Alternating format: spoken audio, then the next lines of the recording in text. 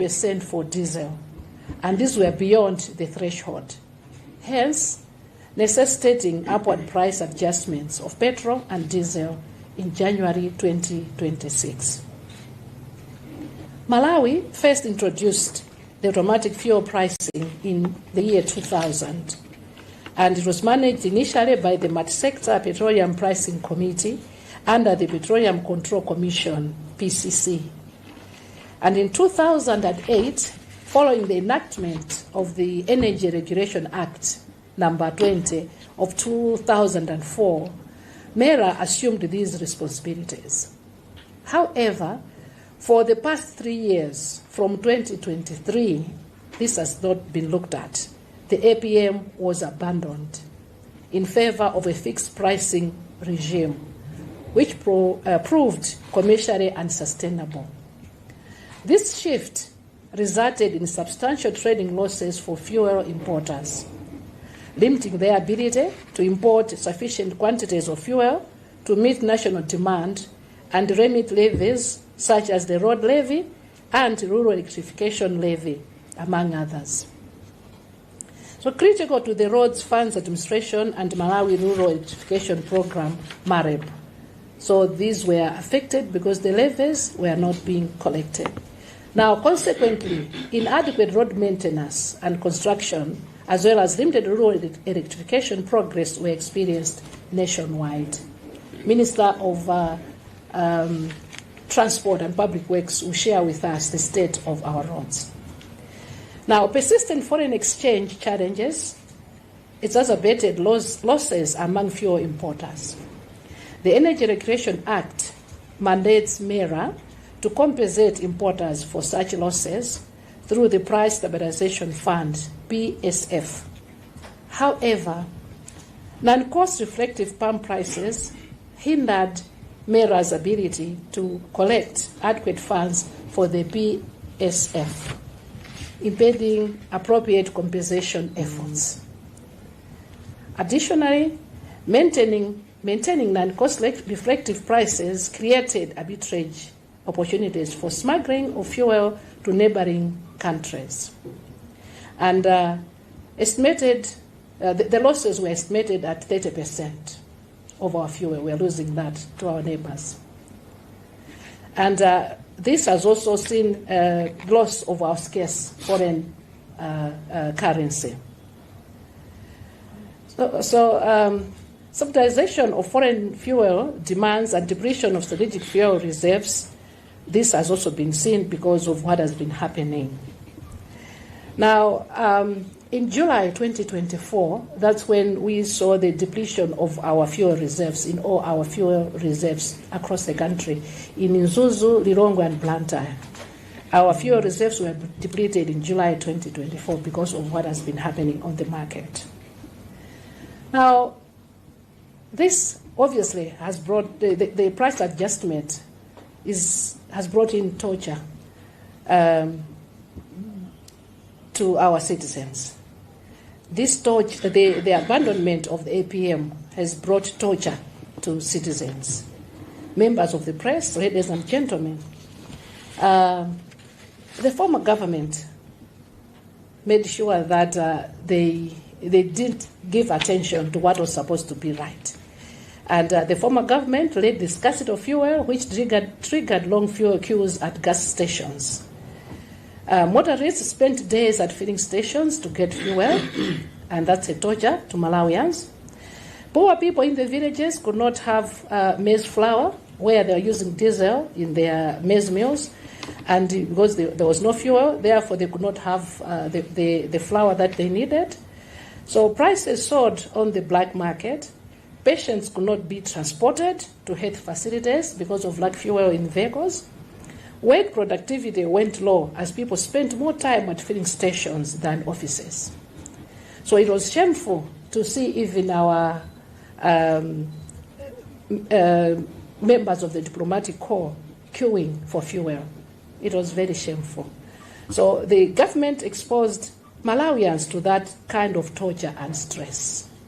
This is what the previous government did to poor Malawians. Now, by adjusting the prices, such torture will be eliminated because the DPP-led government is here to save Malawians. In response, therefore, our government, DPP-led through MERA, has reinstated the APM, which has seen fuel pump prices being adjusted in October and the recent one in January. And of course, the intended benefits of implementing APM are many. I'll just mention a few. So by adopting a cost-reflective pricing mechanism, MERA aims to enable the continued importation of adequate fuel by importers, and this helps prevent the severe fuel shortages and stockouts that have previously caused public frustration and economic disruption.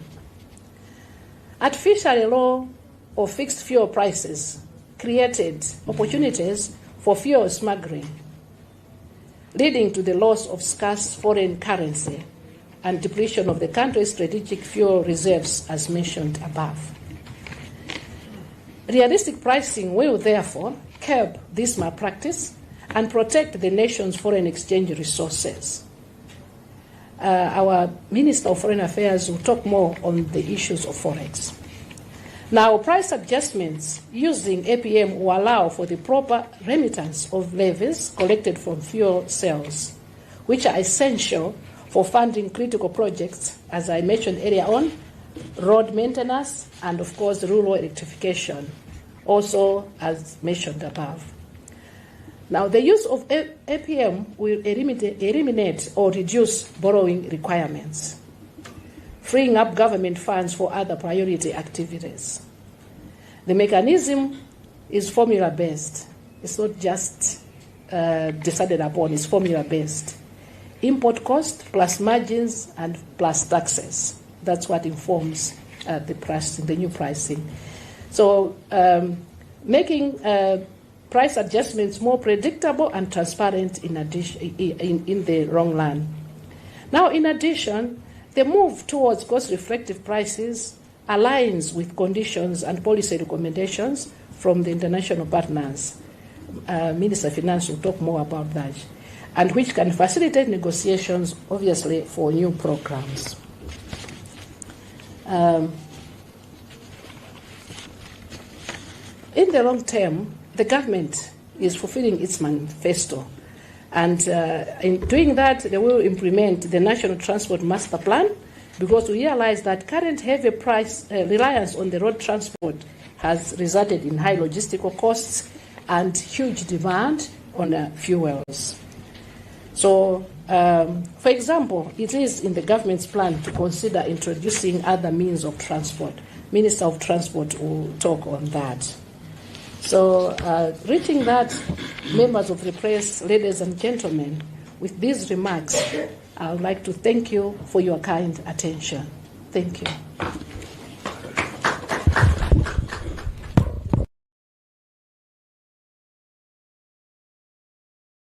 Mongo fulumirirako tikuthokozeni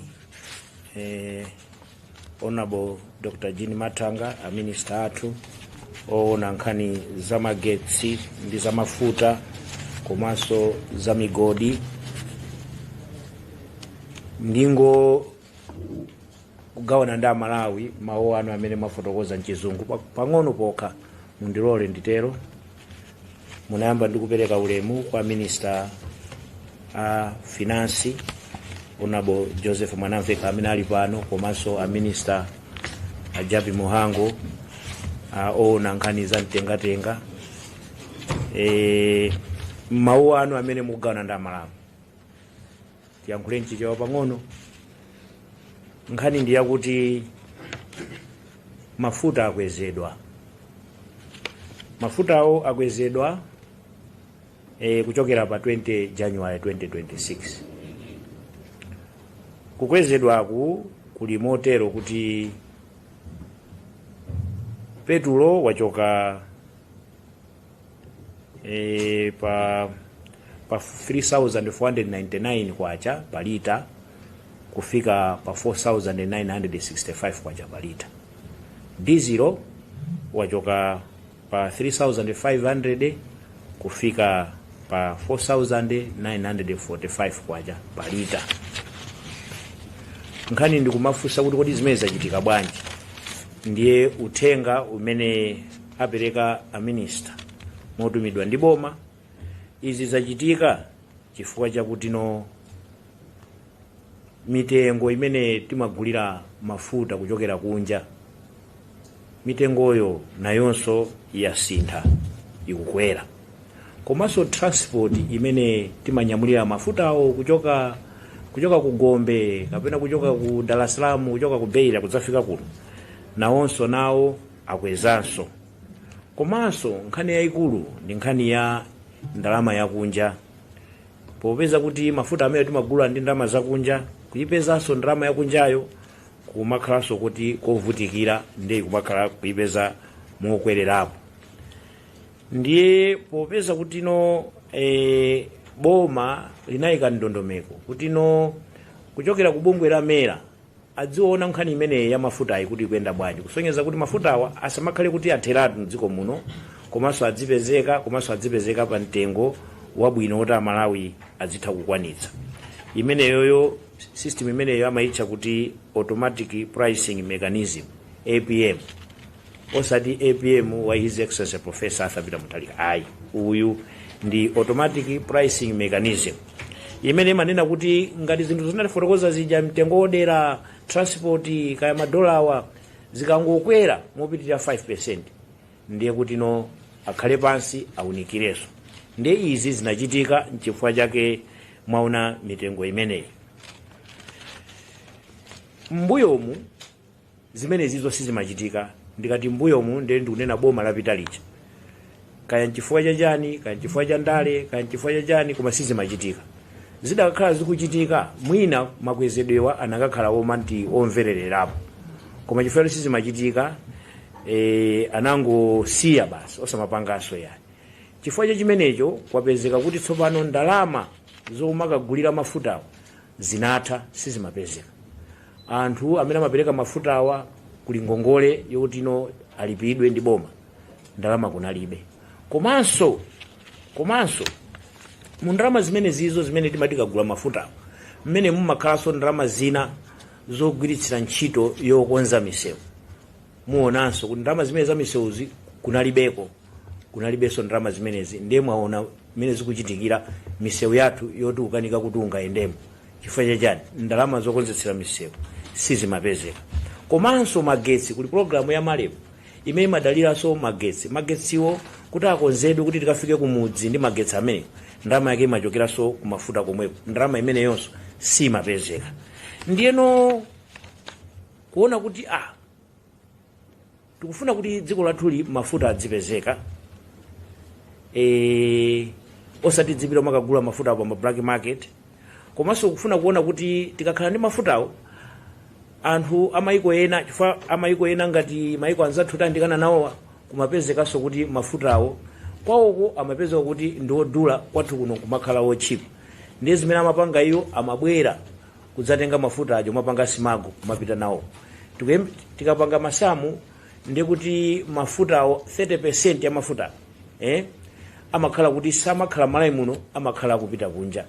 Ndiyeno poti tikonze mafuta osewa, nchifukwa chake boma kudzera kumera linaona kuti tiyeni tiwonjezereko, tikonzeko ndalama zimenezi za mafutazi, tingonjezera kuti zonse zikhale bwino. Chiyembekezero nchakuti ndiye kuti misewu ija tiyambaso kukonza magetsi aja kumalepo aja, tiyambaso kupitiriza kukonza magetsi amenewo. Komanso ndiye kuti mafutawa samasowa, sitimagonanso mu filling station, ayi, sitimapitaso kuma black market, ayi. Komano pozindikira kuti chilichonse chikakwera anthu timadandaula, ndipo kudandaulako boma likumvetsa, tiyeni adi kudandaula. Koma tidziwe ichi kuti tikapandanso kukonza chonchi ndiye kuti mavutowa akhala kupitirira mpaka nakalekale, ndiye tidzikhalabe tikumagona mu filling station. Ndino popeza chilichonse mdziko muno chimadaliranso kaya ndi kupita kuchipatala, kupita kuntchito, ntchito za mtengatenga ndi mtokoma, zonse zimadalira mafuta omwewa. ndiye tikapanda kukonza kapena kutupsira chimenechi kuchikonza kupanga operation zinthu sizikhala bwino. Ndi chifukwa chake boma pozindikira kuti no inde kuwawako timva kuwawa pang'ono komano tikonze zinthu kuti kutsogolo kuno zizakhale bwino. Kukhalanso mwina kungowapempha anthu amene popeza minister a transport alipo mpano, a minister so a finance alipo mpano akhala kufotokozera kuwapemphanso matransport awo kuti anthu asakweze mitengo mopitirira. Komanso a minister a finance alipo mpano mwina kuwapempha anthu amene amalemba zintchito anzawo kapena anthu amene amagwira zintchito, anthunso ma investor ena ndi ena kuti no mmene zateremu katundu suti angokwera kuti no popeza kuti mafuta akwera ndi akhala kuti gawira nkhani ngati zimenezo. Koma chachikulu nchakuti tikufuna tikonze dziko lathu lino likhale labwino patsogolo. Ena amafunsanso kuti kodi mafuta amene adzatsika adzatsika mavuto amenewa tikakathana nawo, ndipo mavuto amenewa tithana nawo mwachidule. Nditero kuti no mawu amene anafotokoza olemekezeka a minister Dr. Jean Mathanga mchizungu ndi amene wawa muchichewa. Zikomo kwambiri, ndithokoze ndithu.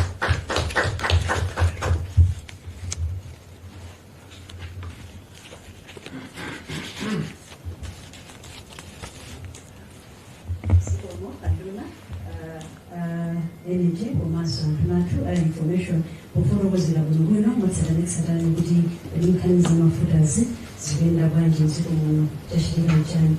Pa nthawi ino ndimafuna ndipempheko nduna transport and public works olemekezeka Jabi Mhango. Tipemphe olemekezeka Joseph Manamveka MP, Minister of Finance and Economic Planning and Decentralization to the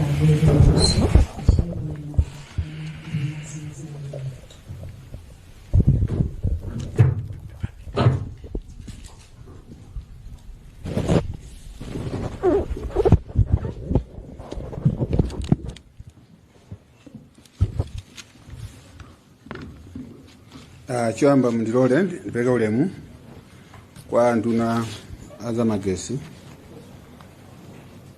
komanso mining. Mndilole so ndipeleke ulemu kwa nduna wa information Shadik na Malomba komanso nduna zanga Jabi Mhango nduna za Mtengatenga.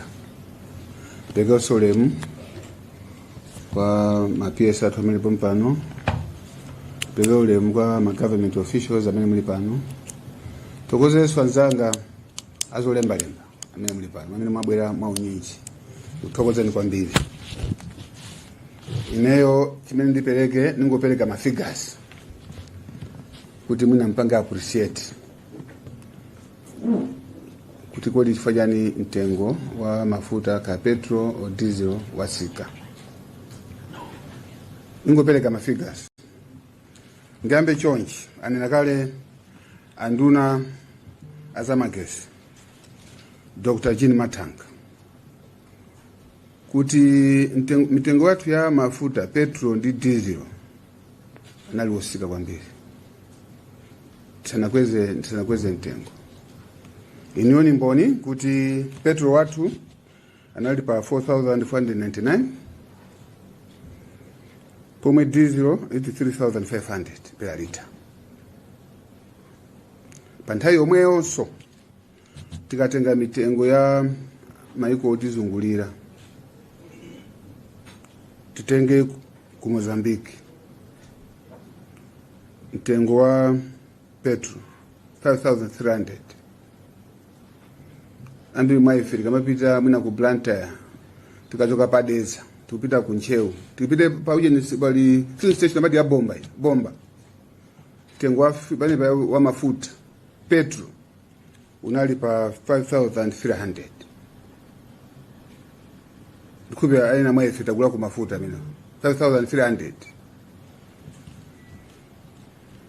Pamene ku Zambia tikatenga kupanga convert tumalai kwacha petrol analipa adakalipa 5,980 tikapanga convert tumalai kwacha. Diesel ku Malawi 3,500, pamene ku Zambia Malawi kwacha tikapanga convert Malawi kwacha ku Zambia ndi 5020 pomwe ku Mozambique diesel pa 5000.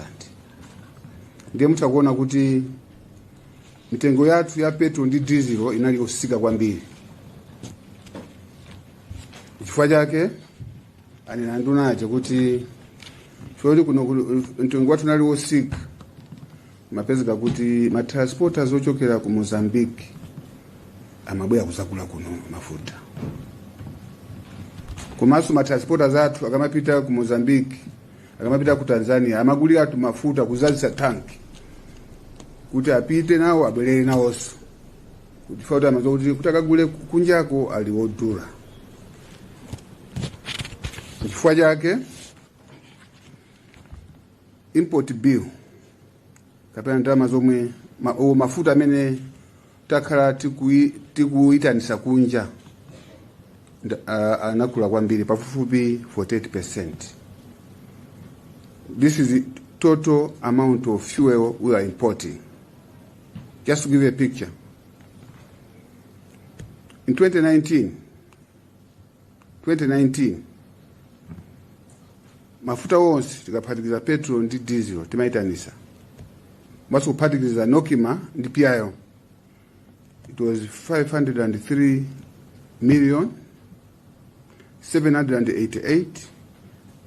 503,788,092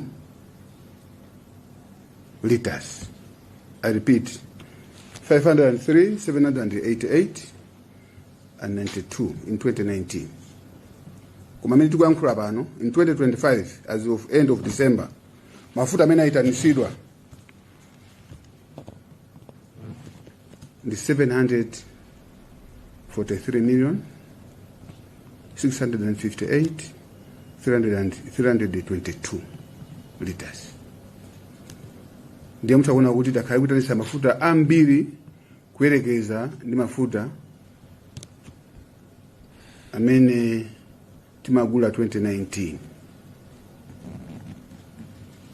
Ndiye mkapanga compute mpeza kuti mafuta achuluka choka pa 2019 achuluka ndi 239,870,229 liters. Imene ikupanga translate to 48%. Amene wandi mafuta amene maitanisa PIO komanso Nokima. Tiyangotenga Nokima pauka. Mafuta onse amene akhakuitanisa Nokima in 2019 analipo 250,314,256.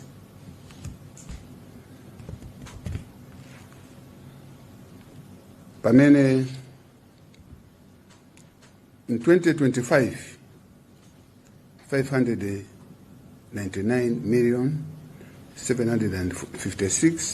599,756,147 liters. So nza kuti Nokima pauka mafuta amene akakuitanisa akwera kwambiri ndi 139%. Nokima yoka ina yanayo overall ya PIO and Nokima.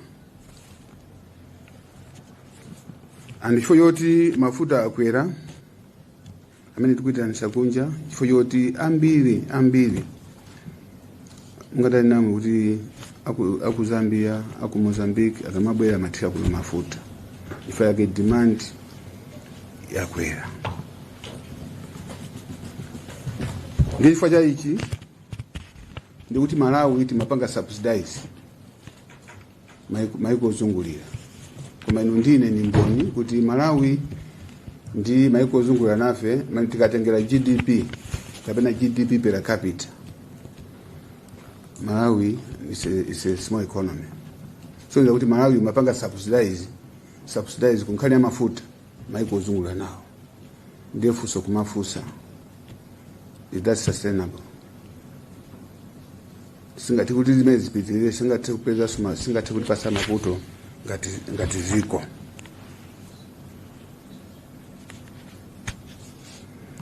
ndifuna ndipaseniso picture andunaja nakuti pali malosses amene achitika oti makampani alusantama za nkhani kuti mafuta anali ochipa, amagula mafuta modula kumagulisa mochipa. Ngongoli zomwe zilipo ndi Mera ndi makampani amene amagulisa mafuta ndi 1,219,608,000 no 1,219,000,000 no billion 608,951,000. Imenezo ndi ngongoli kapena malosses amera amene ali nawo, amene abwera chifukwa choti mtengo wa mafuta tunali ochipa kuyerekeza ndi maiko ena. Mwachisanzo ndikufana kupatse Noki Mapayokha ndi ngongoli 967 million, yes.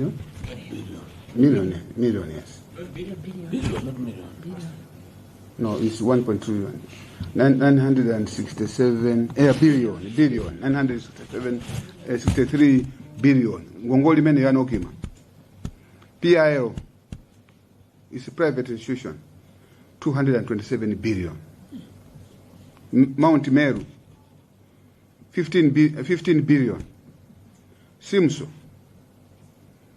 4.5 billion. Puma Jet 3.3 billion. Cresken 2.1 billion. The Falcon Gas 145 million. There's Afrox 904 million. Mount Meru, this is LPG, 73 million. Energem 384 million. Puma Petro 962. Puma Diesel 491 million. And the Petroda 734. Is in the malosses amene makampani amene magula mafuta apanga inka 1,219,608,9,051 malosses amenewo. Ndiye pali anduna yafanena kuti ndalama zo Mera imatolera ndalama zina zoti zikathandizire ma department abo maena ngati ku road fund administration. Amera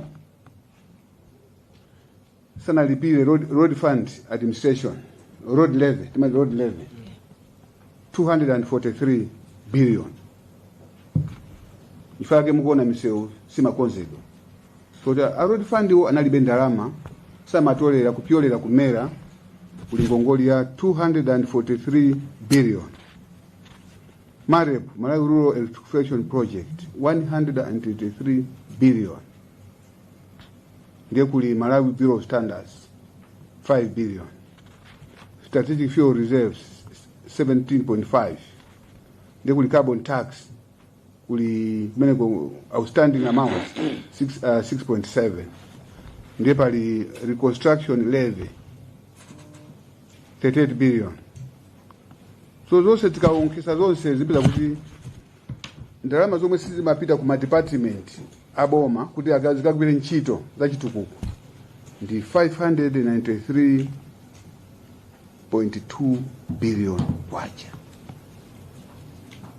Ifa yake amanena anduna aja azamakesi aja komanso anduna a information kuti zitukuko zambiri zinaima, marepu inaima, koza miseu kunaima, kale zina chito zinaso za kumala Bureau of Standards zinaima, zose zinaima.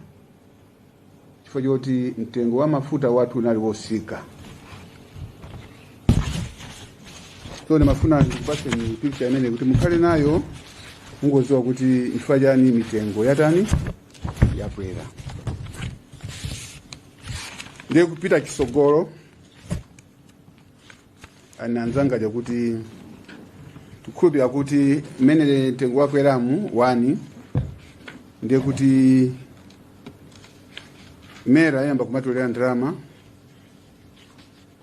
kuti yambe kupereka ndalama ku ma department aja komanso kubweza ndalama ku makampani amene amapereka mafuta komanso amati PSF. This is a price stabilization fund. Fapa no pa mulibe ndalama negative, depleted. Ndiye kuti ibwereraso. Ikangobwerera PSF ndiye kuti ndimene timagwirisa ntchito kuti ngati mafuta akwera mtengo ife tizita kusisa timatenga ndalama ku price stabilization fund kucha.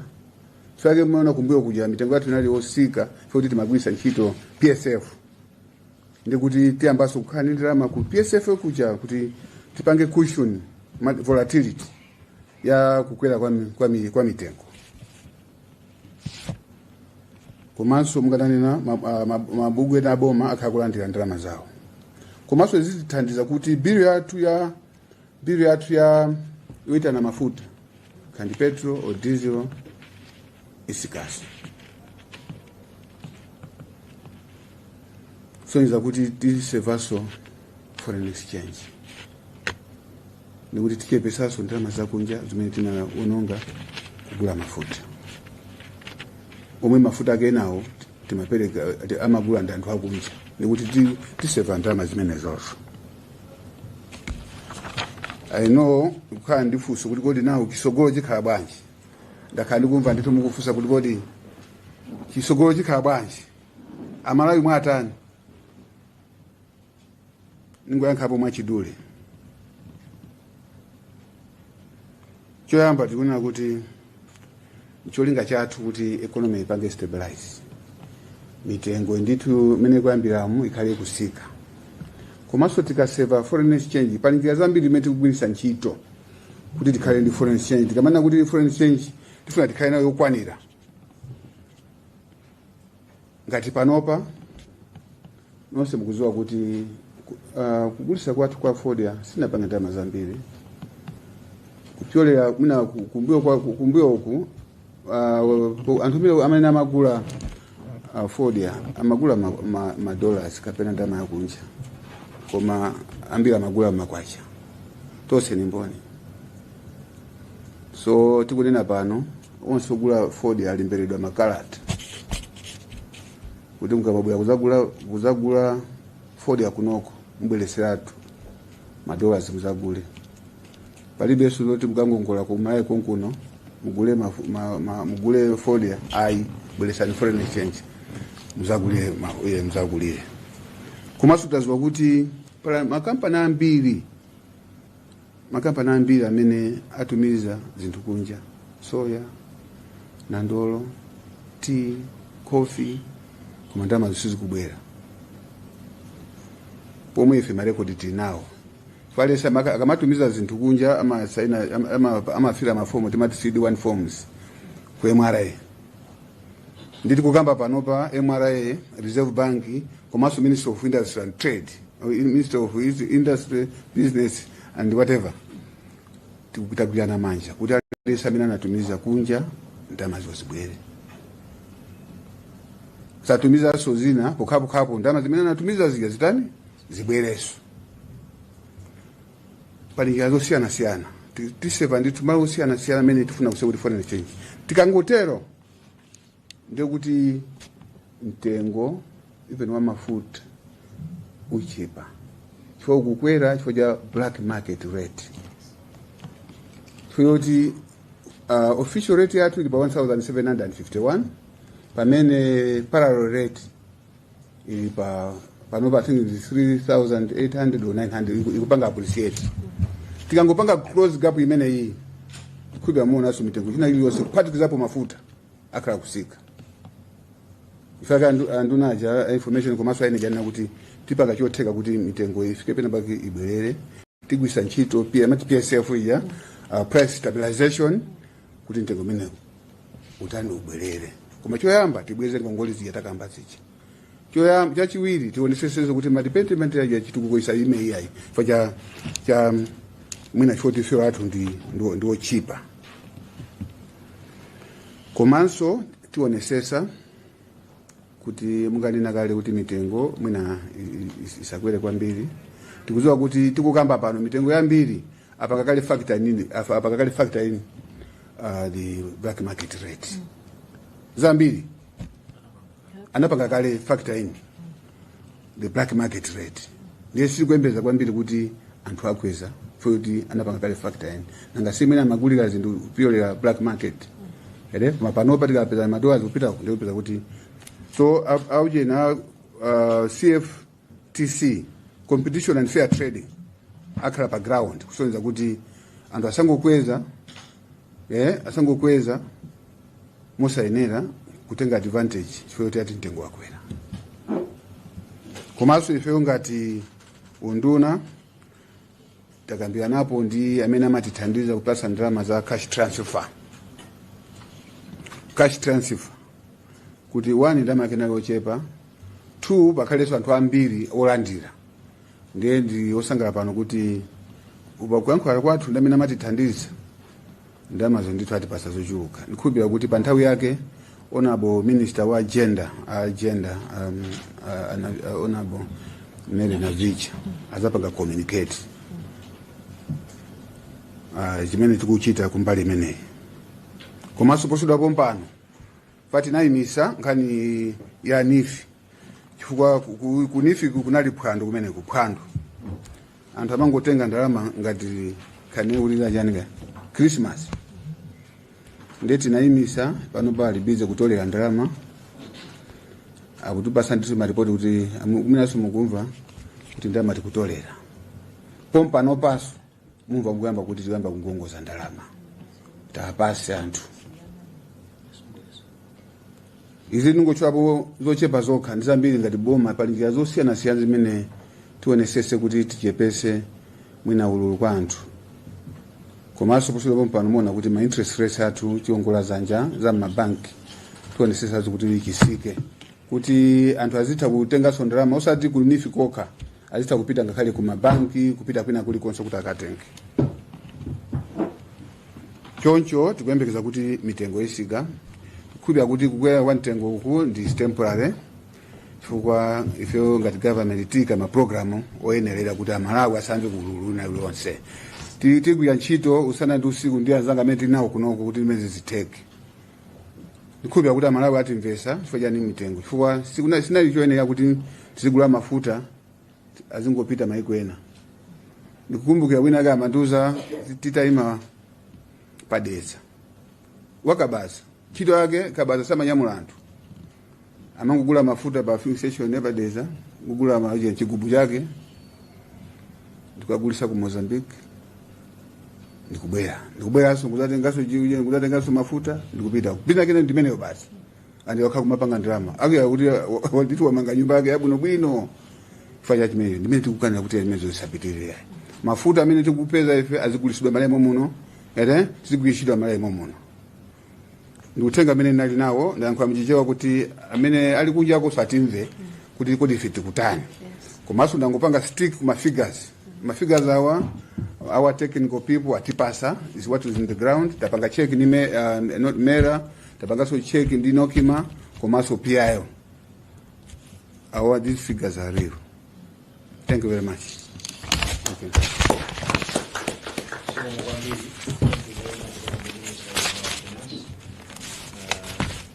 Planning and centralization.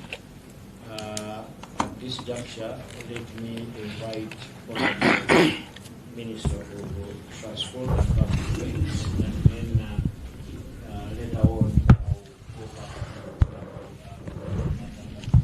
to weigh in on the same, and then conclude.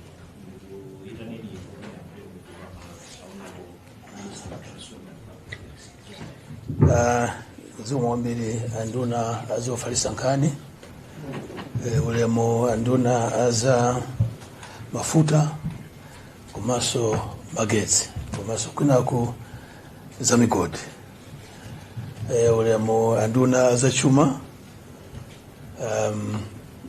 alembi aku maunduna amene muli muno, mwachidule atolankhani,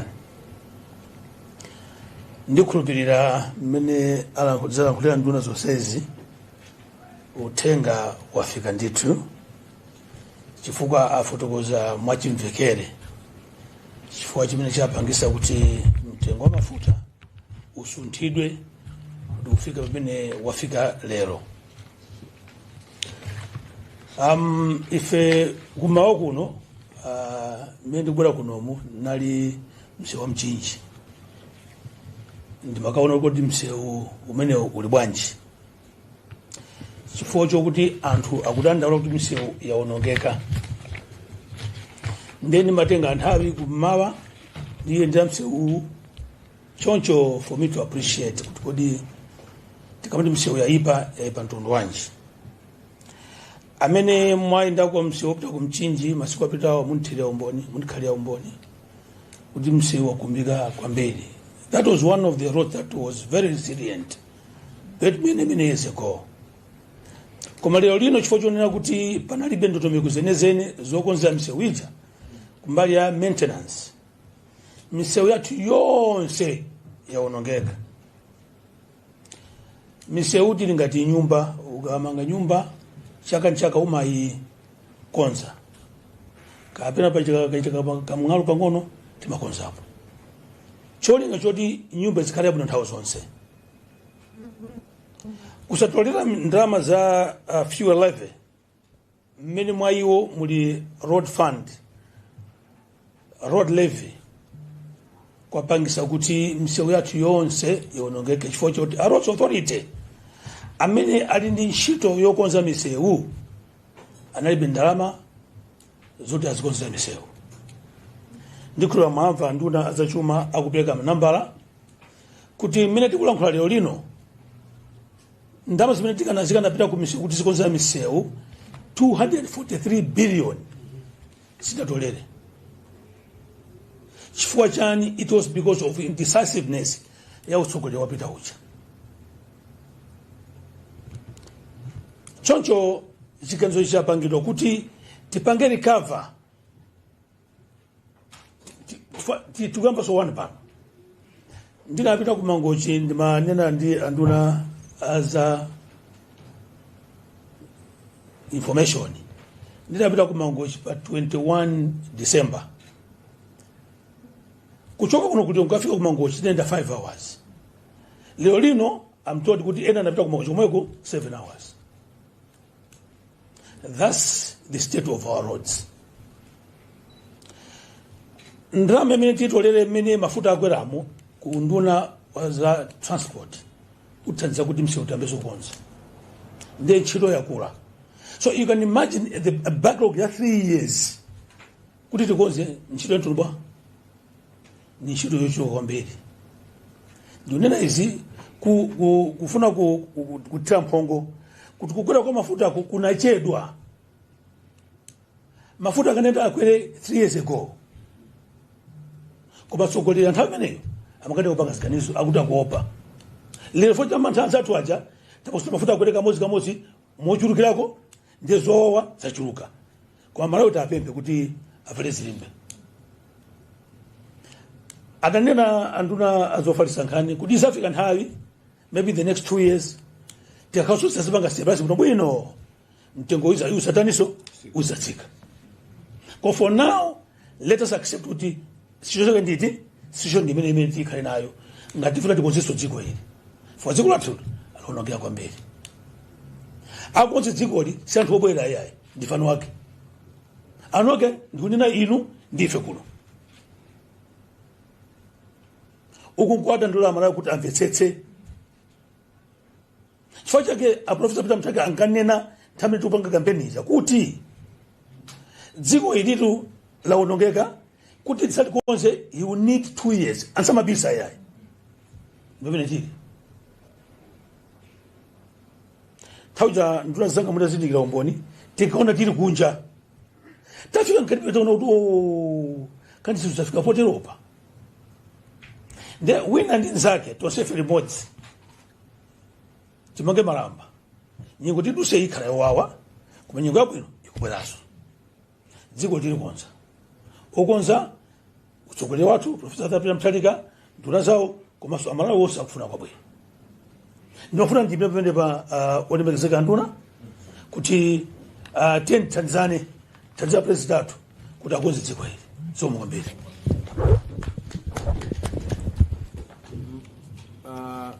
Dr. Jini Mathanga kuyankhulapo ndizabweranso kwa inu amwanamvera kuti mwina mwafotokozera Malawi pamene tikugona mu filling station mwina zimene zizo zimawononga dziko mwa mtundu wanji pamene tikukhala kuti what is the impact yakuti no mafuta sakupezeka anthu momwe tikagwire ntchito tikalime kumunda tikugona mu filling station komanso impact on the economy ya transport system ikakhala kuti yaonongeka mmene yaonongekera zimakhala bwanji pa mapeto pake akayankhula Mayi Jini Mathanga. Over to you, Mayi Jini Mathanga. Zikomo kwambiri ndimafuna ndingonjezerako kuna kuti ndadziwitse mtundu wa Malawi kuti zimene zakhala zikuchitika zaka zitatu zapitazi kusaonanso mtengo wa mafuta zinapangitsa kuti dziko lili ziyenda mwachibwana kaya muchizungu pamene kuti we are trading dangerously kutanthauza chani. Nafotokoza kuti mu July 2024 ndimene mafuta athu onse amene timasunga ku nkhokwe za mafuta anatha ndi mlebedi olodontho ubwino wake kufunika kwake kosunga mafuta mu nkhokwe ndikokonzekera kuti kodi patachitika kuti pachitika mavuto azanyengo mwina akapena mafladzi anamondo ndi zina zoterozo mafuta akanika kudutsa misewu kuti zikhala bwanji kapenanso mwina zinthu zandale political issues mwina unrest kwina kwake ngati zinadzachitika mawiki angapo apitawo ku Tanzania atavota panapezeka kuti kunali mpungwepungwe kenaka mafuta athu amakane kuti adzidutsa adzibwera kuno. Imene that was a shock in the system. Ndipo mafuta amakhala osayembekezera ambiri ndipo afunika kuti ngati dziko lili serious ndikuena khala ndi mafuta osunga mu nkhokwe. Ndeti pena kuti tizikhala panopa ndi nkhokwe zathu pena kumasunga mafuta okwana 60 million liters. Panopa maganizo athu ndiona kuti tikwezenso tifike double that 120 million liters. Kupangira kuti zitakhala zachitika zina zake tidzathe kukhala ndi miyezi ingapo tikumatenga mafuta ochoka ku nkhokwe. Koma zinachitika zali zinthu zoopsa kwambiri. Ndezapangitsa kuti mafuta adzingochoka kunjako kubwera kuno straight ku filling station ndekuti hand to mouth, which is dangerous. Ndekuti kungochitika kenakake ndekuti basa Malawi tatani tazisokoneza. Ndiyeno ndipafunikira ndithu kuti mitengo ya mafuta ilongosoke tithe kumakhala ndi mafuta okwanira ena tikasunge ku nkhokwe tikhale nawo okwanira ku nkhokwe kupangira pamawa. Ndimafuna ndonjezere chimenecho. China chimafuna ndonjezere ni chakuti mena fotokoza anduna azachuma kunena kuti aonetsetsa kuika ndondomeko zingapo kunena kuti kodi tichepetse bwanji kuti tapungule bwanji Malawi ndalama zibwere bwanji Malawi kunoko zokwanira akamba kwa nkhani ya zaulimi kuti za foja akamba zimenezo. Ndino wafana ndonjezerekonso kuti nkhani naso imene tikuyanga naso ngati boma ndi nkhani ya za migodi tinayo yambiri ku Malawi kuno komano muna seti mapanga bwino. Ndifuna tikuyesetsaso kunena kuti migodi imene iyi tilongosole tidzakhala ndithu ndi tsiku la tunthu dzakuitana nisoni tiuzane kuti kupanga chani. Kwa tifuna tilongosole kuti ndalama za migodi amene adzisangala zidya kwambiri ndani aka Malawi. Osakhaina adzingotenga migodi yathu zotsata za migodi yathu popita nazo kunja iyayi. Komana amene tikusunga chuma cha migodi yali sadzimva mumtima kwake kuchokera ku Nsanje mpaka ku Chitipa kuti migodi imene pasi pa nthaka ndi aliyense owns that as a Malawian. Therefore akabwera ngati ena opanga nawo business odzakumba migodi iwaja adzipanga koma yambiriyo idzikhala kuti ayinaka Malawi apange benefit. Therefore it's time that Malawi should start realizing the proceeds from the mineral resource that Malawi is holding. Ndilo wafana ndonjezere pamene popo kuti ndithu ndondomeko zilipo zambiri zoti ndalama zikhale ku Malawi kunoko za forex to benefit ma Malawians. Zikomo kwambiri. Honorable Minister of Finance panono sanamalize. Mwina machidule ningonjezerapo afusa Honorable Minister information. Chimachitika ndi chani ngati mafuta sakupezeka ndiye anthu onse ali pa filling station kapena ali ku black market. Chimachitika ndi chani. Chachitikire ndikuti ntchito mati economic activity zimacheperatu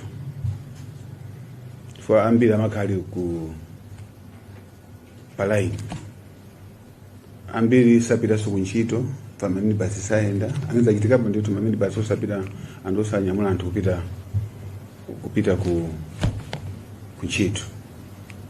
Komanso makampani ambiri amagwisa ntchito diesel manufacturing ndi makampani ambiri production inasika ena achosedwa ngiziro achoka ntchito tikunena panopa shoti productivity faja mauti mafuta panalibe koma mwatha kungona kuti mene mafuta yamba kupezeka alisa kupezeka kuntchito. Komanso nkubya kuti makampani ambo production iyamba kulirabe komanso anthu olembedwa ntchito nkubya yamba kubwereraso ndikuti tikatero ndikuti economy ikuyenda bwino. So nkhani yakusowa mafuta imapanga effect mosiyana siyana komanso imapanga eat away what we call the disposable income ndama zimwe timakhala nazo ino ni mboni kuti mafuta amene anasowa maomzi mukagule mafuta ku fill station pa tengo macho ya 3500 makagula 10,000 ku black market 10,000 pamene kuti makyosa kasare kaka kuno mali akaja makyosapo. So your disposable income is also affected. So ngati mafuta sapezeka amapanga affect economy and fayake economy simachita bwino. Economy yathu ngati mwasatika GDP inasika ndito from 4.8 close to 1.8 estimate. For you there was no economic activity. So mafuta ndofunikira kuziko lina lilonse kupatizapo kunoko ku Malawi. Mfake ifeta ikapo chidu kuti nkhani mafuta imene tikonze. Of course patenga nthawi kuti tikonze mabedi kuesesa kuti mafuta apezeke ndizo zolo mwe timakhala pansi kuti tipange bwanji kuti mafuta wazipezeka. Peza tunjira zosiyana kuti mafuta azipezeka ndithu tizipezeka. Koma pamakhala nthawi ina munganena kale pamakhala mati external shocks zomwe sitimayembekezera. Ngati tamba kuti past 2 days kubeira because of storm heavy rains anayema kuti 2-3 days and usapanga load mafuta acha we have to go to the what to go it loading bay to go and collect mafuta lepera tena so case hapo Tanzania imapeleka hicho so mimi sitingate mina utingabange control ndikumbuka so nthawi ina paka mafuta twanaima fuyoti railway line siti bambanga load zingati zimenezo zichilikala pafupi kumatia sasa kuti zikhani mafuta athu kuti mina 2-3 days ngati pakhale vuto imeneyo vuto imene zili kwanza. So mwachidule ndi kuti anianzanga kuti boma lathu la Professor Capital Mutharika wafunira Malawi bwino wakonzeka president wathu kuti afunze mafuta amenewo kumaziko linaonongeka tikati kuonongeka zina zitikati kukamba kusogoloko mutaso kufusa kuti kodi msewu ina bwanji simakonzedwa nesa mlindi matogeta awira kumene koso kunali phwandoso kunali Christmas so kumeneko odi nthawi kuti tikati kukuzaniso sogoloko kuti zimachitika ndi chani ndithu ziwaonde kwambira nduna finance Malawi akuyembekezera kuti amvedi kuti kodi chimachitika ndi chani kuti mavuto amene wazifika size imene ndiye mukabwerera mukatikonzere program imeneyo kufuna kuti Malawi azadziwe kuti chimachitika ndi chani pali nkhani ya green belt kumachitika chani kumene kumatoke ndiko kumachitika chani maopala state ambiri kwaonongeka ndalama zambiri zimachitika ndi chani boma mu ndalama zaonongeka zimachitika ndi chani Malawi akuyembekezera nkhani imene fatika mafotokoza kuti mavuto ndi awo mavuto anthu azidziwa kuti tuchokera kuti ndiye takati konzera program imene kuti Malawi sokosekedwa apa adzamve kuti chimachitika ndi chani koma ndikuthokozeni ndiyambe ndinu Dr. Jini Matanga minister energy komanso mining chifukwa pamodzinso ndinu honorable minister of finance honorable Joseph Manamveka komanso inu honorable Japi Muhangu minister of transport kuyankhula ndi mtundu wa Malawi lero ndiyeno tafika kumapeto ndiyapemphe nawo director of ceremonies kuti mwina ngati anzathu amene muli pano amedia muli ndi mafunso mufunse. Ndimatiso ndisanapereke ndithokoze kwambiri, ndithokoze m'malo mwa boma inu a Luntha television amene mutitengera uthenga umene ndikuulutsa kwa Malawi wonse mdziko muno, ndipo mukuchita ichi chifukwa cha kukonda dziko lanu. Komanso inu a MBC tikuthokozeni mukuulutsa uthenga umene live ngati mmene akupangiranso a Luntha, tikuthokozeni chifukwa cha chimenecho. Komanso tithokoza wina aliyense ndaonanso Zodiac ikutinso ikupanganso live. You can say that again. Tithokozenso. Let me take that again. Tithokoza kuchokera kuboma ku ma TV kapena ma institutions, ma media institutions, media houses amene muli pano mukutenga uthenga umene ndikuwafotokozera Malawi live pompo. Ma institutions iwa ndi awa amene tikwathokozawo. Tili ndi a Luntha TV tikuti zikomo, tikuti inu a Zodiac nakuyiwalani pepani khululukireni, tikuti zikomo chifukwa muli pano. Komanso a MBC muli panonso tikuti zikomo. Komanso pompano tili ndi nonse muli pano amene muli pa Facebook, muli online, mukupanga follow and you are sharing with Malawians. Zonse zimene ndikuchitika pano ndikuti ndikuthokozeni nonse m'malo mwa boma. Tikupita kumapeto ndi tifuna titsekule segment ya mafunso so that you can ask for clarification our honorable ministers here on this price hike issue, and they will share with you as well. So mina ndasire panova director of ceremonies kuti atithandizire into that segment. Koma zikomo kwambiri chifukwa cha umalawi imene mwaonetsa, that is patriotism, true patriotism, kuti ino mukatenge uthenga umene ndikupereka kwa Malawi wonse. Zikomo kwambiri ndithu zikomo.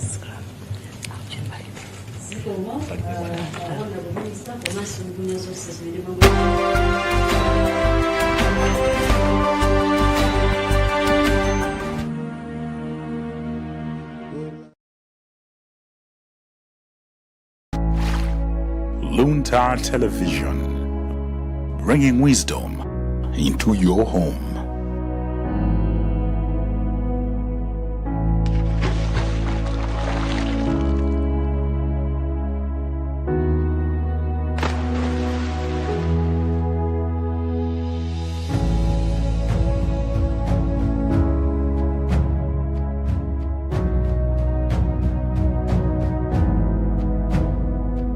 Luntha Television.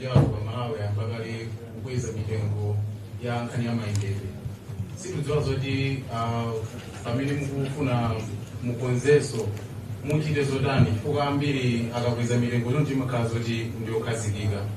Funso lina pamene mwina ndondomeko zimenezi zikupita patsogolo, anthu ayembekezere zotani pa nkhani ya kukwezedwa kwa malipiro kwa anthu ogwira ntchito mboma zikomo. Zikomo kwambiri ine zinangana watu basomisuku Nyasa Times.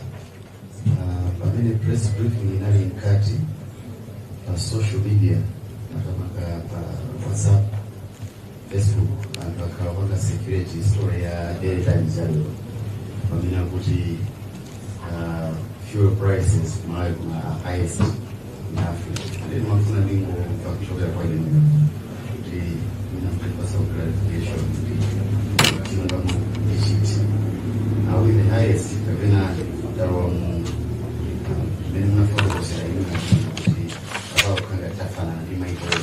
and this will help in curbing smuggling of fuel products. Thank you.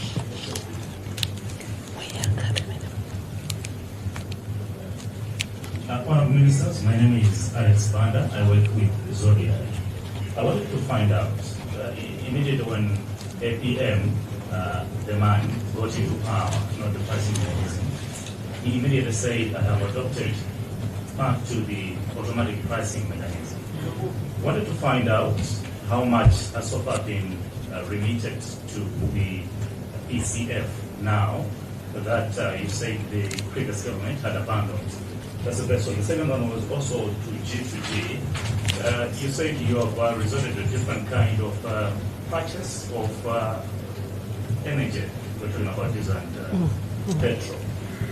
What is the status now of the G2G? Obviously, there are implications to the contracts that were signed. Would like to get a feel of how you're handling that. What implications are there, and how is government managing it? Thank you so much.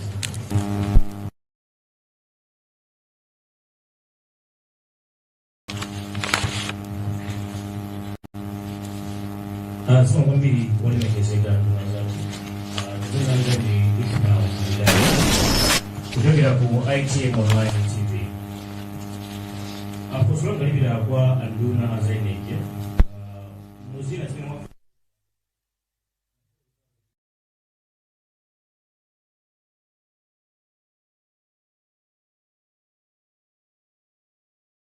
kagulidwe ka fuel kapena kuti kuvutika pakagulidwe ka fuel mwakweza fuel kufika pamene pa tili zikutanthauza kuti mwasova vuto la forex lija kapena tikuyeneranso tiyambe kumva kuti kodi mavuto a forex aja akonzedwa motani. Munadzafotokozanso kuti kumachitika za chibwana nthawi imene boma lakale linachedwetsa kapena kuti limakanika kukweza mtengo wa mafuta, but then palika clip kamene kakupanga circulate kuonesanso kuti olemekezeka anamalomba analipempha boma lakale kuti lisakweze mtengo wa mafuta kuti tingawapweteke amalawi. Tikuwauza chana amalawi. Funso langa lina lipita kwa anduna azachuma. Posachedwa apa munali ku maiko akunja acharabu kumene munakapeza soma thandizo ena ndi ena. Ndiye apaso mafotokoza kuti boma likuyesetsa kuti lionetsetse kuti chiwongola dzanja cha mabanki chitsike. Timadziwa kuti maiko acharabu kapena maiko achiluya amapanga practice Islamic banking yomwe imakhala ya chiwongola dzanja chosintha. Ngati boma muli ndi malingaliro ofuna kupeza nawo njira kapena kuti kubweretsa Islamic banking yomwe imakhala ndi chiwongola dzanja chosintha kuti ma business ndi zinthu zina zitsike? Zikomkwambiri. Olemekezeka nduna za boma zimene muli pano, langa dzina ndi Taonga Sabole Pakencho ku Times. Anduna za chuma amene mafotokoza ananena kuti apempha makamaka amalonda ochita malonda kuti asakweze katundu wawo mopyola muyeso. Ananena kuti apempha bungwe la Competition and Fair Trading Commission kuti likhale pa ground lionetsetse kuti katundu yosakwera mopitirira muyeso. Funso langa ndi lakuti mukuwerengera kwanu kuboma kukweza mtengo kwa mafuta ndi 41%, mukuona kuti a justified price increase ya katundu ingakhale maperesenti angati? Chinanso munafotokoza unena kuti chimene chinachititsa kuti fuel yu zitivuta ni nkhani yokhudzana ndi kuti forex imativuta kupeza, timapeza ndalamayo pa black market. Imafuna kudziwa kuti kodi boma likumakagula so ndalama pa black market? Zomwambira. Dzina langa ndi Robert Chandilira kuchokera ku Luntha Synod Radio. Funso langa loyambirira ndikupita kwa Honorable Jab Muhango, anduna za transport. Mafotokoza momveka bwino kuti mumakhala ndi nthawi yoyenda misewu yosiyanasiyana kuona mavuto amene alipo misewu ya Malawi muno. Ndiye wina wanse umene ulowonongeka ndi walikuni, mwina mutazapeza nthawi kuzauzungulira msewu umenewu. Komano funso ndila kuti pamene mitengo ya mafuta yakwezedwa chonchi, kunduna wanu mukuona kuti ndondomeko yokonzanso misewu mwina mungayambe liti? Funso lachiwiri lupita kwa anduna a energy. Munafotokozera za mining. kuti mwina boma lufuna ndikoze njira kuti amalawi azipindula. Ndiye mboma la Kasungu kuli anthu kumeneku amene akumapanga za migodi komano mozembera boma, ena amene kutengera kubungwe la environmental journalists amafotokoza kuti amapeza muna 20,000 per day akagulisa miyala ya golide. Ngati unduna mupanga njira zanji zoti mchidwe ngati umenewu uthe zikomo tinanena kuti titenga round yoyamba ya mafunso kena kuti titenga ina nduna zathu mafunso amene tatenga pa round yoyamba nda amenewa tikupempheni kuti mu yankheko. Zikomo.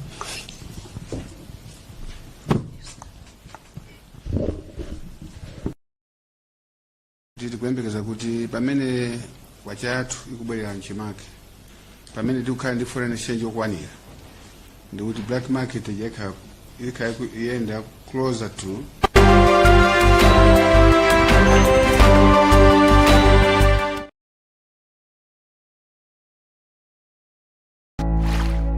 Luntha Television, bringing wisdom into your home.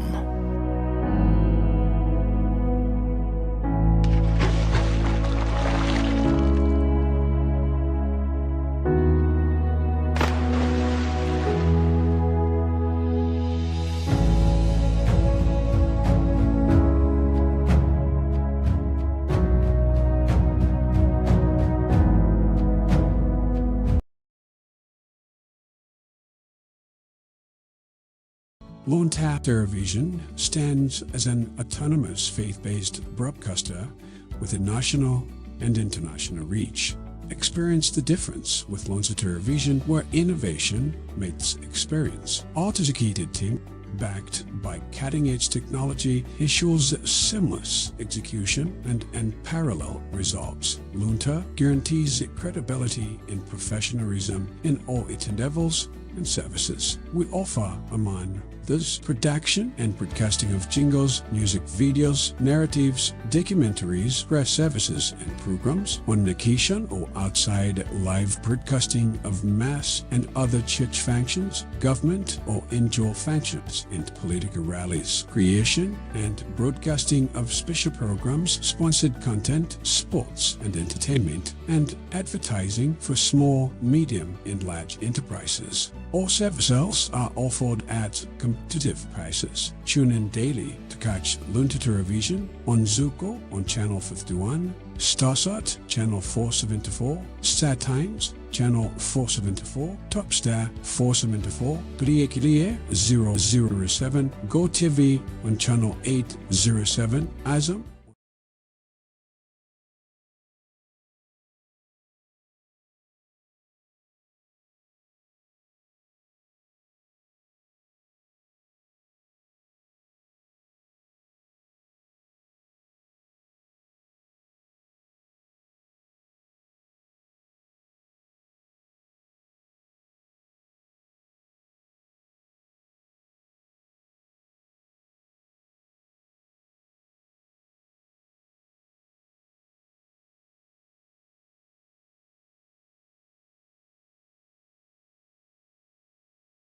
Mabwino wake ndego mankwa ndi bwana zakuti inazi kuti uziguza mpanga zingukutazisa nthawi. Just focus on what you want to do, because he wants to change this economy. We don't want to be driven by propaganda for those people that don't wish us well. So I want to say it categorically here, those things are not true. I know you continue doing that. Those that want to wish us well, they want to derail us, but they will not move, will move forward, will march forward to address this economy. You can create any propaganda you need, but it will not be moved. And professor will not be moved. I want to say this. And for those that are propagating those stories, time will come. You get it? But I'm sure we'll be vindicated when people now, when things have changed, the economy has restored. I'm sure people see that indeed the president means well. It means my government means well. I thought I should take advantage of this forum to dispel rumors that are going out there. I don't know who, but I don't think those are not good citizens. And I don't think they don't wish Malawians well because they want to scare away and scare people, civil servants, which is not correct. There was also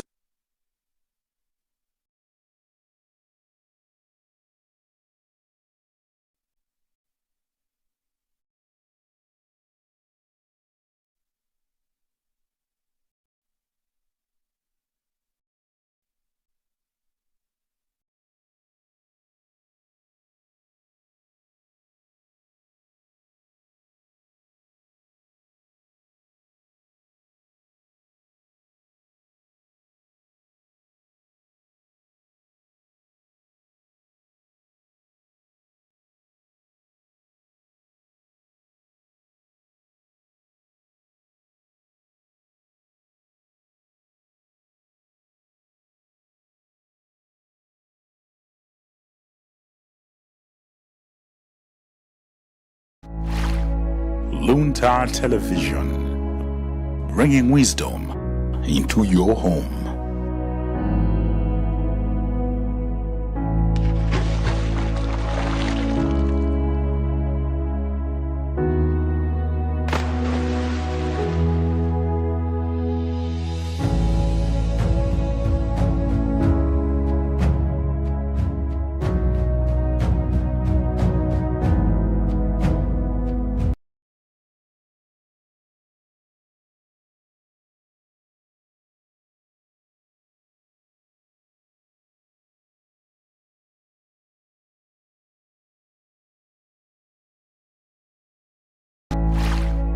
Luntha Television, bringing wisdom into your home.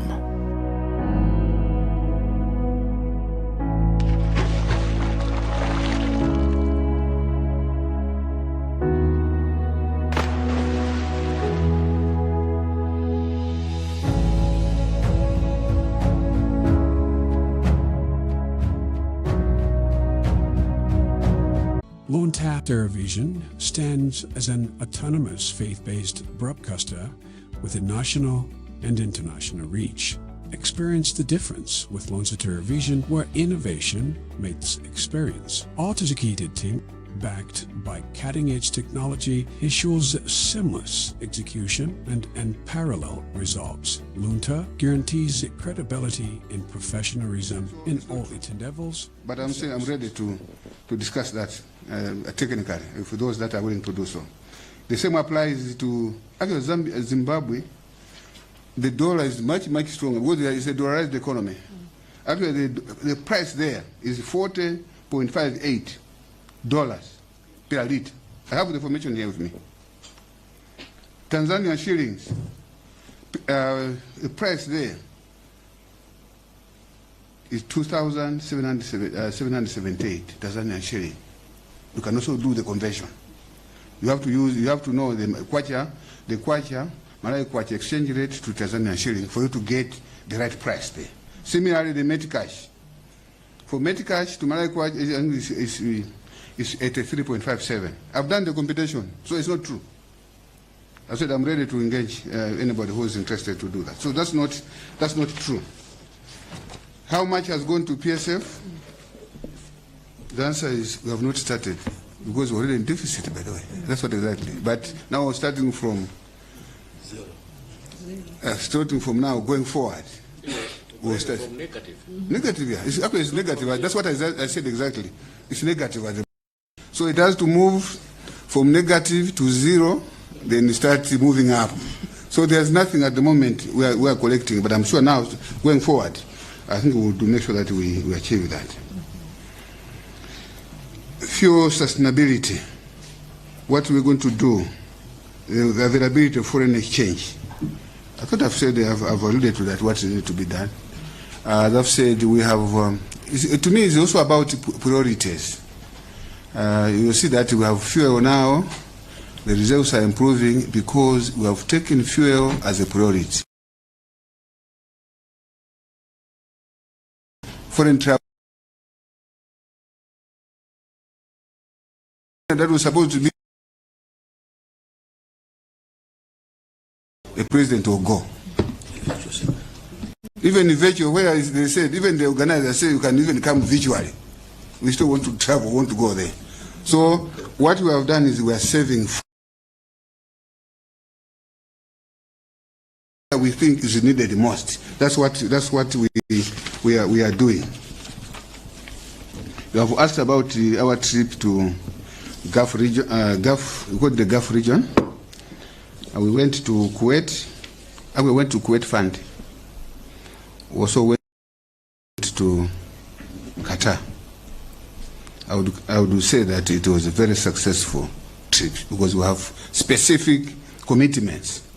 We have a commitment to fund the Luntha Hospital. The budget for the hospital is about 32 million. The budget for the hospital is about $32 million. The Kuwait Fund has committed 15. I'm sure you're able to read 15 million. And they are co-financing that with the Saudi Fund, another 15. But they have left the 2 million that we should also contribute for ownership. They want also us to have ownership. Otherwise, if it's entirely, we may not see the need. So they have said that also we need to contribute $2 million. We also got a commitment from the Saudi, Abu Dhabi, to rehabilitate Chileka Airport. I'm sure you and me, it is an eyesore. We need to do something for Chileka Airport. And even the road going from Luntha, from the Chileka roundabout, want that to be done. Maybe some interchange somewhere there.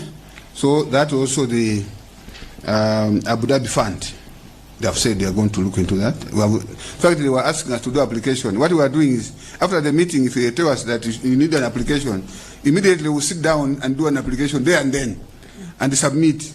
And we would call even the designs, proposals, all that. So we submitted there and then while we were there. We have submitted all those proposals. And the Kuwait, they want to support us on this Maraka Mona Fatima Road. They have also committed to give us that money. In addition to that, they also referred to a foundation owned by the Emirates to give us food. Just yesterday, they said they had a meeting. They were asking us how much, if we were to buy food, how much the price of, whether do we need flour, do we need maize, all that, and what should go with it. We have just submitted. So that's what we... So in terms of whether or not we want to bring Islamic banking, I don't know how that question is coming in, because it's not... We have been dealing with the Kuwait Fund. We have been dealing with the Saudi Fund. I'm sure you have seen bills in Parliament. We have been dealing... It's not the first time we are dealing with that. And it has nothing to do... Because Islamic banking, as we said, they don't accept interest rates. I think the principle of Islamic banking is profit sharing or loss sharing. They don't charge. So it's not applicable to the institution that we visited, including Kuwait Fund, Saudi Fund, Abu Dhabi, as well as Qatar. So there's no issue about religion in this.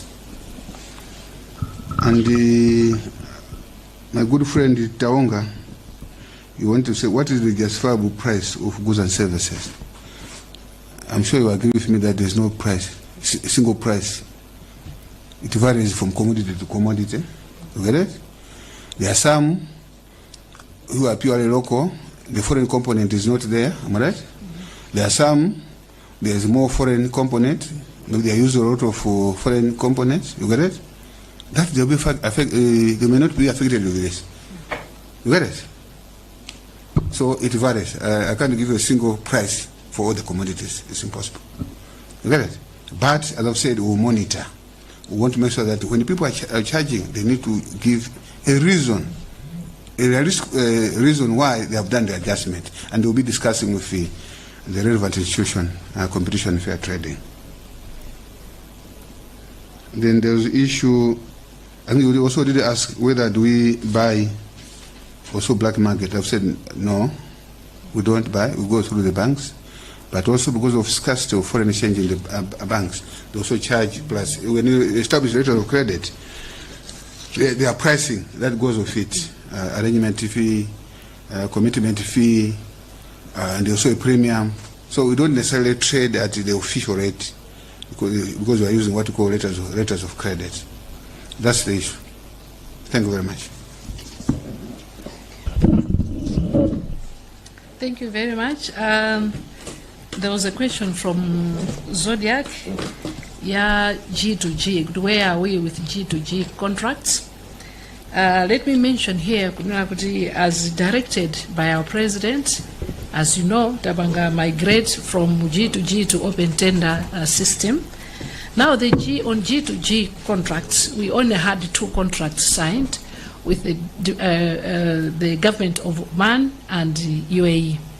So on those 2, it's only government of Oman some supplies, whilst on UAE there's nothing. So we are discussing with Minister of Justice how do we get out of these contracts safely. But as you all know, any contract has a lifeline, so it can't be forever. But as we speak, I think that it's almost 6 months. So there's a contract signed, 6 months, no supplies. What do you do with that? So that's what I can share on G2G, on the 2 contracts. Now going qua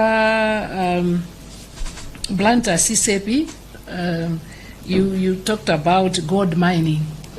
Let me say that gold mining is not only in Kasungo. I think it's in many other areas in the country, from Chitipa all the way to Nsanje. There's that alluvial gold mining taking place. So Panopa, what we're doing as a ministry is to organize that sector. We are organizing those gold miners, the artisan miners, into cooperatives. Want to put them into cooperatives for these reasons. The first one is to reach out to them on issues of safety. So the issues that you have heard, mines, atani, so we need to reach out to them. Commanding at individuals, it will be difficult. So we want to put them into those cooperatives, reach out to them with messages of safety, security, environment, because there's a lot of alluvial land that is being lost. So we need to reach out to them. After mining, they need to learn how to refill and put mitengo back onto maland ngaramini ho. Komanso, there are issues za knowledge. We want to impart knowledge. What implements should they use when doing the mining? But most importantly, we want to provide a market. Because what is happening is, okay, the government gives the mandate to Reserve Bank and Mamigo to do the buying of gold. We've seen an influx of illegal buyers of gold. Not mining, I'm sorry, buying of gold. But we have seen a lot of illegal miners coming. The bank encourage all that. So we want to make sure we provide a market as a government to make sure these organized miners should know where to go with the gold that they are mining, so that it starts benefiting the country. So that's one of the things I was saying. As a country, we should start benefiting from the mineral resource that we are holding. I think there was another one from Malidadi on Inkani ya Honorable Namalomba refusal. You are the pompano as a Ankiraoka.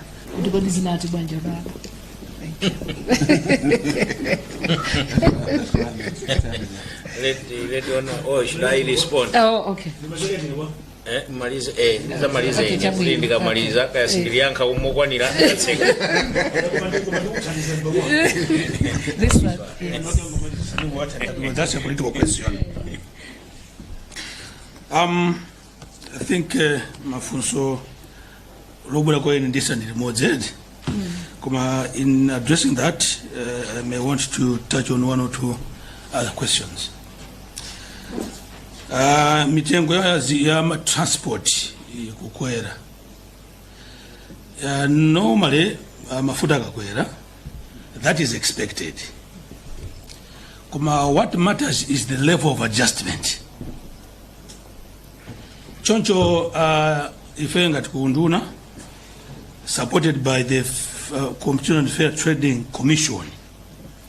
Akubanga monitor. Right? If it's okay, I'm transport. Actually, I've already selected my peers. Would I tell them transport? Oh, say, where? To come now. We also want to be a bit proactive. To come now, kuti. Akamakoza mitengo, they must be justified. kuti chifukwa chani tikufika apa eti ziyende nawo limodzi.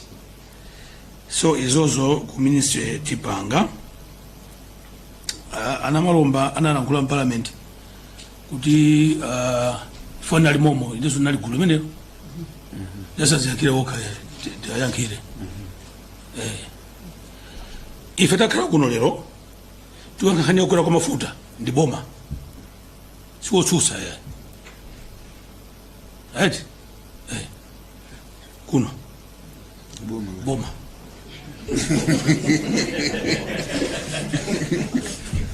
kupanga ziganizo boma limapanga ziganizo boma siwopa otsusa yayi ngati panafuna utakweze mtengo mafuta tabine chayo boma limene limapanga ziganizo amopa na malomba anamalomba amanisa boma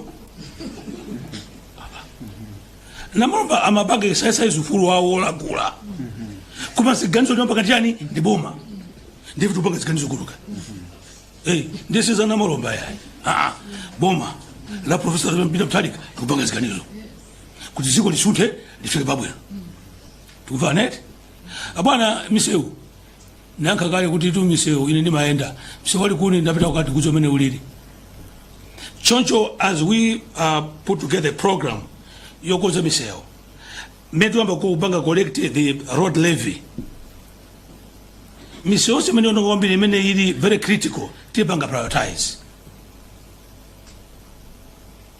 basi takuyanga zikomo komanso mwina mongojeza I think kuti tikonze misewu yathu kuti ngoyembekeza kuti tiyembekeze road level yokhayo mwina singatithandize timakambe na zolo lomweli tipeze an innovative way of raising financing. An innovative way. Nowadays there are so many ways, PPPs, build, operate and transfer. Actually there is a lot of money. Our banks, pension funds, they are coming to us to have money. Yeah, they want to, for example, to do a road. They have to want to do a road as long as they have what do you call this? Tolls. They'll be collecting their money from the tolls. Okay. They are ready to do that. So we are also looking at various ways, including also getting funding from our cooperating partners. So there's various ways that we'll be doing, which we have discussed, and I'm sure you will see more development taking place going forward, because we have put in place those measures to ensure that development has to continue. Actually, ndina kada jete pakanzi benezi, the members of the exclusive interview. So they must say whether yanti mabi, when take a candy city, kuti tichita bwanji kuti mse kuti konze tikufuna kuti pamene mkurukuta moyo akutuluka ayamata ine msete mse wabwinoyo. And the president is determined. His message is supposed to be very, very clear. I want these things done, and they will be done. How they will be done, leave it to us. Creativity and being innovative. Thank you. Zomo kwambiri mutipatse tikumalizitsatu. Yeah, oyanthawe ya. Tikumalizitse ngoyuza. Timalizitse tikwangule.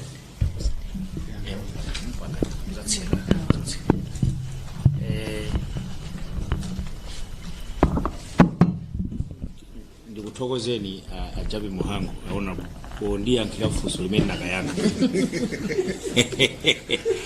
Chifukwa zakadi zikuyenda mu masamba nchezo. Kuti kodi munayankhula bwanji. Koma ndimafuna ndingonena kuti pa nthawi imeneyo timauzidwa za G2G. Kuti G2G ikabwera mafuta awadzatsika ndi almost 50%. Nthawi imene amatika $160 per barrel. Nda amatika bwera G2G tizigula chama 80 cents, chama 80 cents, I think chama 80 cents thereabouts. Now the same government tells you what to kutsitsa because mafuta akudula. Tufuna titsitse. Tikapitepile ku G2G mafuta matsika. The same government ikweze. So that was the line of reasoning. So why are you telling us of the G2G if you are saying now you want to increase? That was the reasoning at that particular time. But I was also in opposition, so you should also understand that. Finally, tinene kuti panalifunso lina lake taongo nalifunsa kuti 41% increase, how much do you expect to be a justified increase in goods and commodities? Imanena kuti nkhani ya mafuta tikuyika mpapano kukwera panopa, koma tikanena zoona anthu adakweza kale katundu nthawi imene timakagula mafuta aja pa black market. Mukhala mukugwizana nane kuti lokwama minibus pa nthawi mafuta amadula amasowa ija 10,000 tukagula pauja anakweza mitengo, anapanga factor in cost ya 10,000. Panopa mafuta aja amapezeka, koma tikupanga struggle ndalama ndikumapeza ndalama zasizo kukwanira, tikupanga dzingongole misewu ndalama yopangira misewu sikupezeka. Ndeno pamene tinakuti tingochotsa pa 3,500 ikafike fa 4,945 ndi mukhaleno ndi mbali naye kuti timagula 10,000. Kodi pano munthu anganena kuti ndikukakwezanso fare ya minibus pamene adakweza kale? Ndiye ndimafuna ndinene chonchi kwa iwo amene akuganizira zokweza katundu, asagwiritse ntchito reasoning yakukwera kwa pano, chifukwa anthu adakweza kale.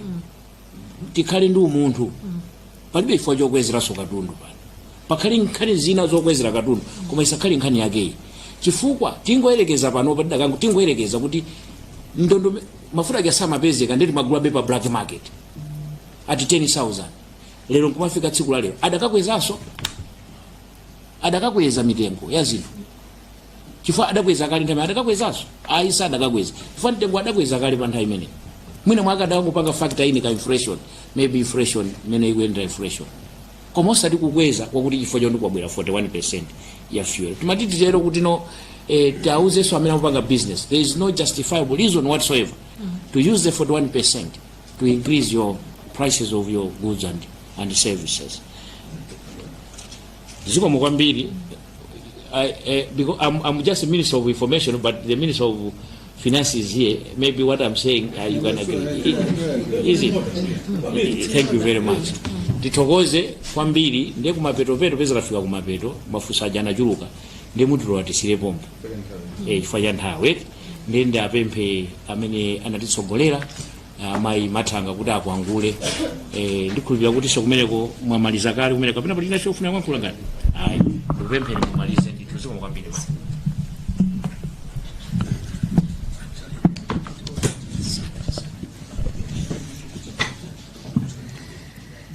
Ndithokoze anduna zachuma, ndithokozenso anduna za mtengatenga, ndithokozenso anduna azoulutsa mawu, ndithokoze inonse amene mwachoka ku nyumba zoulutsa mawu, ndikuti ndi akuluakulu tonse akuboma komanso amayi ndi abambo, ndikuti zikomo kwambiri chifukwa chakubwera kudzakhala pa msonkhano umenewu.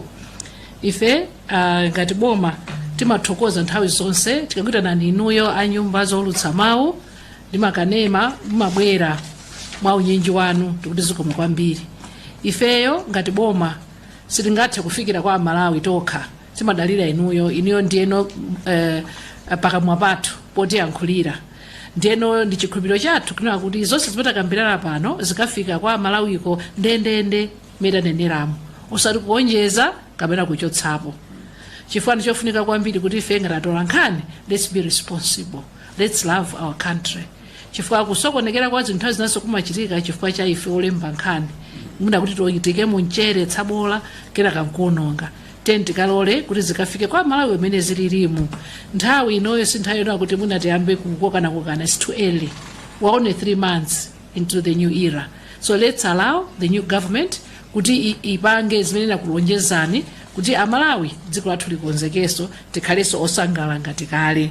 Mwanjira yapadera pokuthokozani nonse kwandipa ndithokozeso kwambiri kutsatira anduna athu azoulutsa mawu, ndithokoze kwa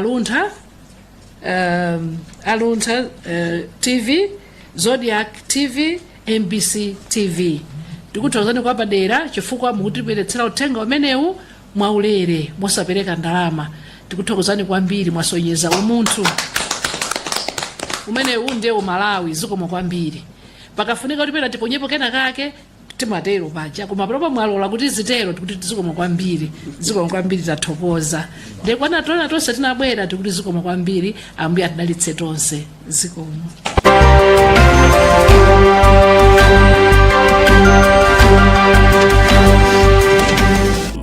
Luntha Television, bringing wisdom into your home.